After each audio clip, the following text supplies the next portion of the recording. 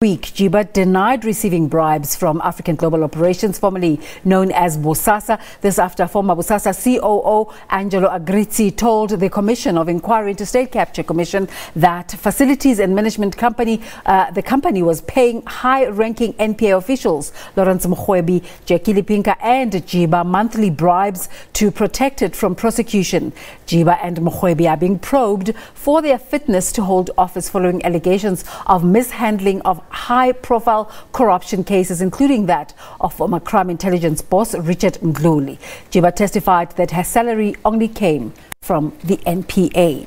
As usual, our reporter Sipho Stirman has been covering the inquiry, and he's standing by now to give us a sense of what to expect today.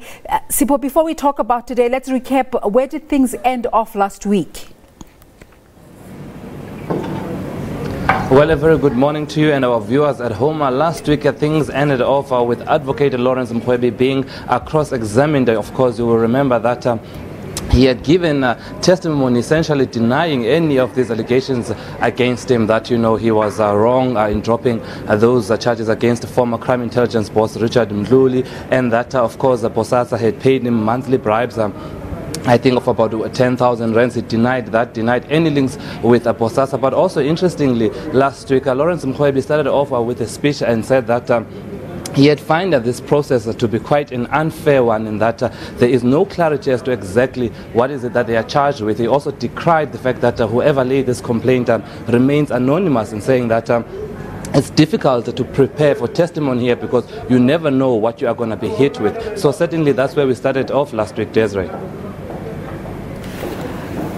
She refuted a lot of the things that Angelo Agrizzi said, and now it turns out Angelo Agrizzi is not going to be coming to the Mokgoro Commission. What can we expect in terms of cross-questioning today? All right, so that was Mokgoro's testimony there that last week. Of course, Jiba also started off with a prepared speech and saying that, you know, she had been vilified through the years as the acting NDTP head and also the deputy head of the NPA, and saying that a lot of you know, bad press that she's received, but people discount her experience. She mentions that she has about 27 years experience in the NPA currently, and that when she got promoted to deputy NPA head, she had about 17 years experience, and said that she feels that some of the issues from the NPA emanate with the difficult relations with her colleagues, and she singled out particularly Willie Hofmeyr, saying that Willie Hofmeyr was never prepared to report to a black female leader within the NPA. So those are some of you know, her testimonies, and also denying enabling any sort of political, that is a political interference at the NPA, saying that the NPA, you know, is a credible institution and it needs strong prosecutors. But quite interestingly is that Jiba said that she was happy to be in front of this panel, calling it a liberating opportunity to tell her side of the story. But we had Lawrence Mokgoro here, her co-accused, if I may call him that, saying that this inquiry is an unfair process. So certainly they don't see eye to eye in terms of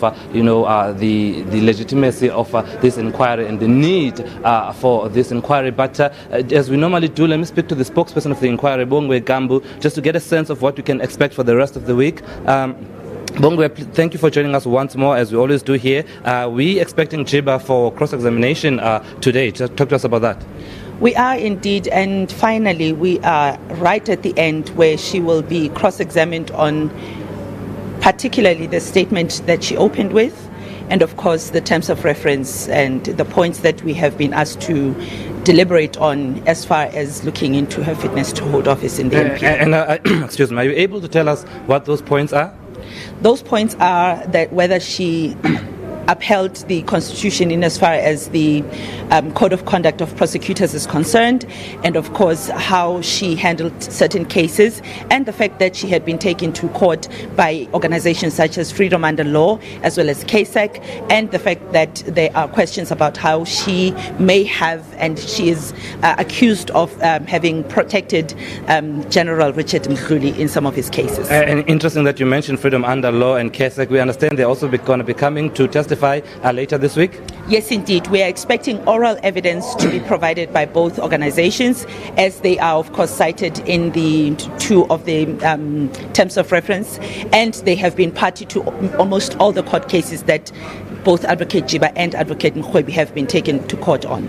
All right, that is Bongo Ekambo, the spokesperson of the Mokgoro Enquiry. Thank you very much, ma'am, for your time. Well, we are almost at the end of the inquiry. We expect that oral hearings by the end of this week should be concluded, Desiree, and of course then they will send that draft report to the president. We expect it early next month, which will determine the future of these two advocates, whether they join the NPA again or whether they will then be dismissed as a result of this inquiry. But speaking to Advocate Lawrence Mokgoro on the sidelines, he seems to have given himself to any possibility, saying that he will accept whatever outcome. Speaking to Zoloma Javo as well, who represents Advocate Jiba, has also said the same thing, that they would accept whatever outcome, but of course they are exercising their rights in terms of making sure that they fight till the end. Thank you so much. There's Sipho Stirman in Centurion at the Mokgoro Enquiry, and he will update us again later.